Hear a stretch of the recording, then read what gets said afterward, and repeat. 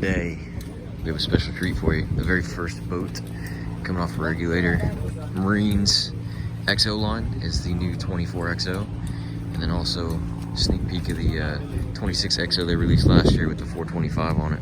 So same boat for the 26, just new power to give us about 10 to 12 more miles an hour, and it looks awesome.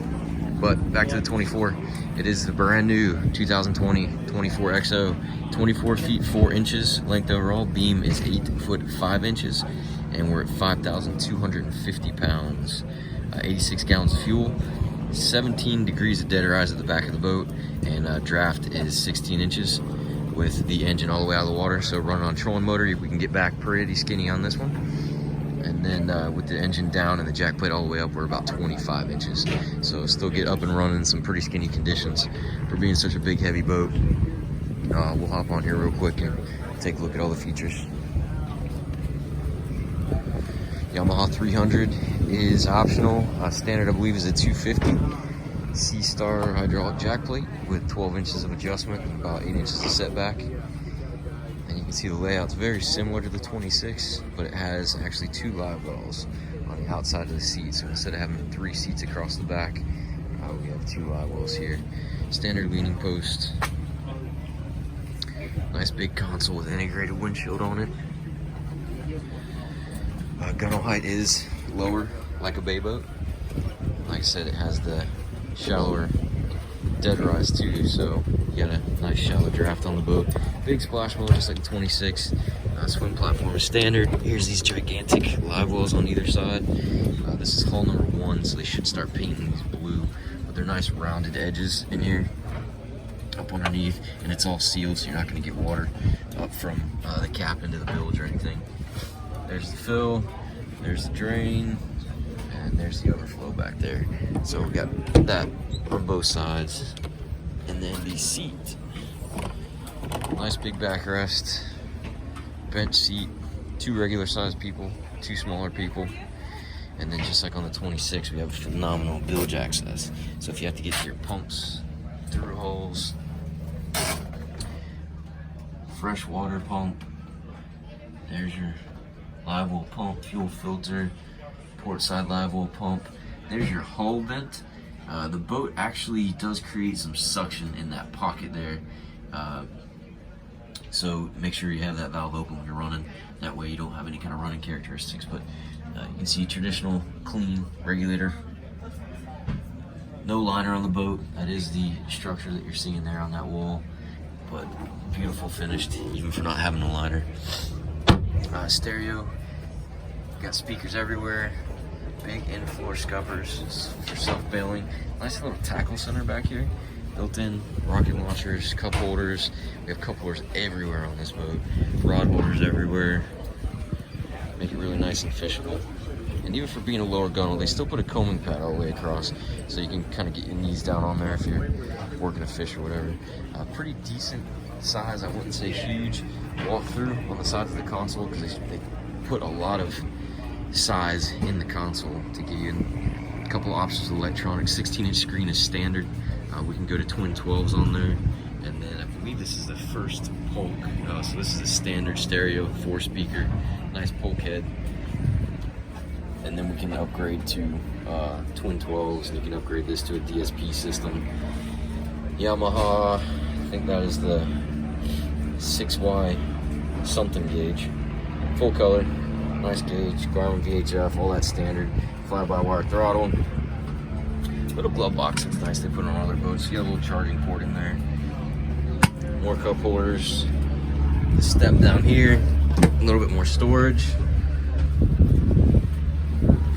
No storage in the leaning post except that tackle center.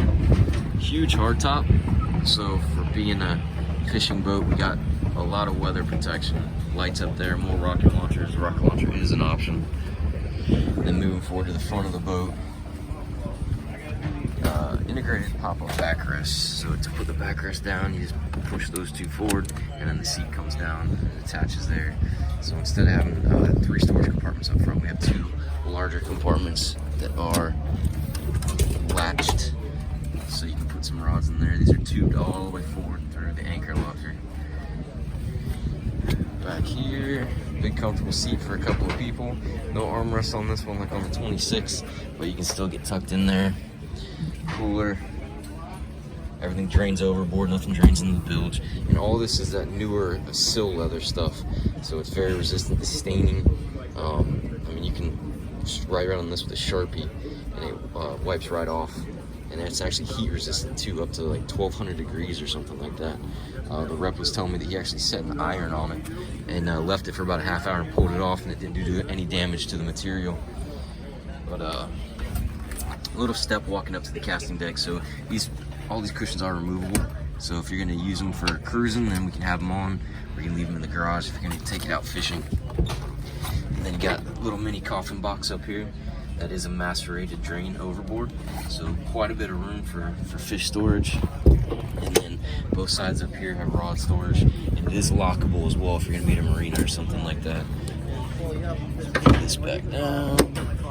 Moving forward in the anchor locker, nice big pad that's engineered for a trolling motor as well. So we can run 36 volts, what I recommend on here, and they do have a space in the head for the batteries, which we'll take a look at. Anchor locker, there's those tubes protecting your rod eyes all the way to the front of the boat, so I'm pretty sure we can run like a 7.5 or an 8 foot rod in there, and then plenty of room for anchor rod and an anchor in that locker. Tie down pop-up cleats everywhere. Let's take a look in the head real fast. Freshwater and raw water on the boat, one on either side. More tool storage and rod storage under the gunnel here. Really well thought out boat, and MSRP on this boat is starting in the 120s somewhere, 128. Check with your local dealer, see what they're selling for, but a well-equipped boat from our dealership is probably going to sell in the 120 range with a couple of options on it. And just like every other Regulator, very clean, easy to get to all your rigging. You don't get that jumbled spaghetti mess. Batteries aren't strapped down, but you have nice boxes that they go in there. And then this is the trolling motor access. So you pull that panel off, and you should have room to put about 3 batteries in there. You probably stow the charger in there as well. And battery switch, all your breakers in one area. Little light for in here, but this will accommodate a porta potty or even maybe a smaller holding tank with a pump out. But I'm like 5'7" and I can almost stand straight up in here, so it's a pretty deep boat. And we will have this exact boat. We're gonna come pick it up after the show and bring it to the dealership. We're gonna have some sea trials. I'll try to post the link in the description. So if you wanted to come out and take it for a ride next weekend, February 22nd, we're gonna have the boat in the water. And then we'll have our first boat in April is when we're getting our 24xo. So if you're interested, give Brad or Barton a call at 904-644-7631. Or you can always get us at YamahaMarineJAX.com.